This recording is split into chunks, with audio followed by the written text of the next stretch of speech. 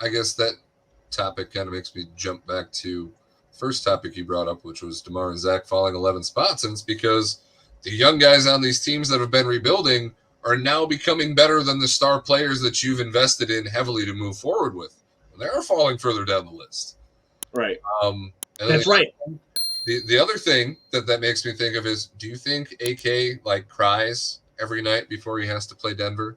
Like, do you think he like realizes that he should probably have a championship ring for having a very strong hand in drafting Jokic? Oh, sure. And, sure. They probably made him one for that. And now he's stuck in the shit show. You think they sneakily slid him a ring? I wouldn't say stuck. I would say I'd say he got an extension too, right? Yeah, but he's not stuck. He's fucking stealing money and getting paid, and getting paid to suck right now. What do you mean? I mean, dude, like that's what pissed me off in the media day, and I know we talked about it, but the fucking this is what we saw, and we need to be better at this.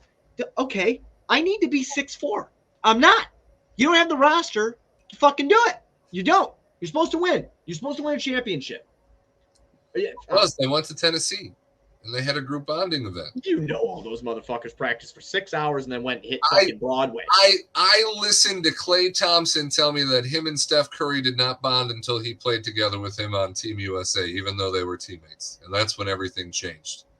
Because they already have a championship? No, they did not. Oh, okay. So you think that this Nashville thing is the equivalent to representing a country? I do. Okay. I think being trapped in a place with your teammates that you're being forced to bond with because you're in Tennessee where you've never been and there's nothing else to do but do dumb shit with your roommates or your teammates, even if it's not basketball related, that we're going to win 38 games this year. 38? Oh, fuck, man. I'll tell you something right now, dude. I love doing this. I'm telling you now, though, if they like go like start losing a ton of games, we're changing the format to weekly or something because I cannot talk about a fucking other shit. No, it's okay because then we are going to get to talk about the tank again, and that is a fun time. I do, yeah, but they better They have to pick a lane, dude. So, but if they bomb in the beginning of the season, maybe they do pick the lane. And if they bomb in the beginning of the season, who says they don't bomb the whole season? Like, this roster is not that great. We lost to a lot of horrible teams last year, and that's what they're trying to rest their hat on in terms of, we just kind of took our foot off the gas. We improved against good teams. We got worse against the teams that we, beat the year before and da-da-da. But nobody's taking this team serious. That's why you beat the good teams.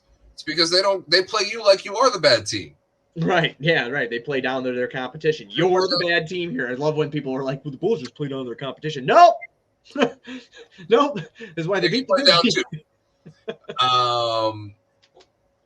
So there is a possibility that this season is just a 35 or less win season without them doing anything because we know that they don't have the, assets to really make big enough changes to where they can turn this team into a contender, which is where they've somewhat been forced to stick with the continuity aspect because they went so hard into this lane that they can't get out. Right. But it's very possible that this just crashes and burns and we're talking tank. That would be fun though, because I feel like the college basketball class is pretty decent. Like Kentucky's got a real good class. USC got Isaiah Collier, whatever his last name is, something like that. My Jayhawks, see how they do.